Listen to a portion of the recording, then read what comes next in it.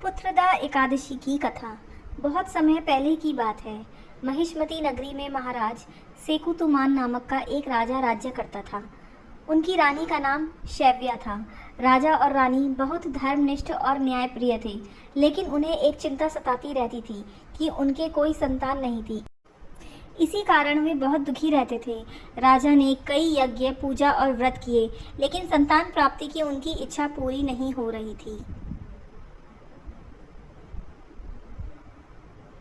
एक दिन राजा अपने दुख से व्यथित होकर जंगल की ओर चले गए। चलते चलते वे एक पवित्र सरोवर के पास पहुंचे। वहां उन्होंने कई ऋषियों को देखा जो एकादशी व्रत का पालन कर रहे थे। राजा ने उन ऋषियों से उनके व्रत के बारे में पूछा। ऋषियों ने बताया कि वे श्रावण मास के शुक्ल पक्ष की एकादशी का व्रत कर रहे हैं, जिसे पुत्रदा एकादशी कहते हैं।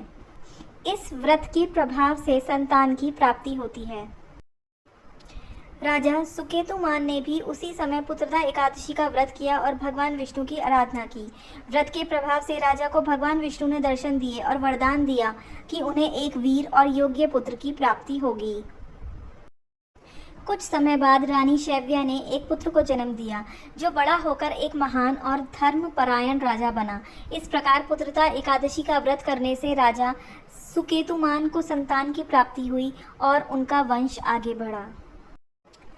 इस व्रत को करने से संतान प्राप्ति की इच्छा रखने वाले दंपति को विशेष लाभ होता है। इस व्रत को विधि विधान से करने से संतान सुख प्राप्त होता है और परिवार में सुख समृद्धि बनी रहती है। हरि बोल। ऐसी और कथाएं जानने के लिए हमारे चैनल भगवान का अंतर्ध्यान से जुड़ें।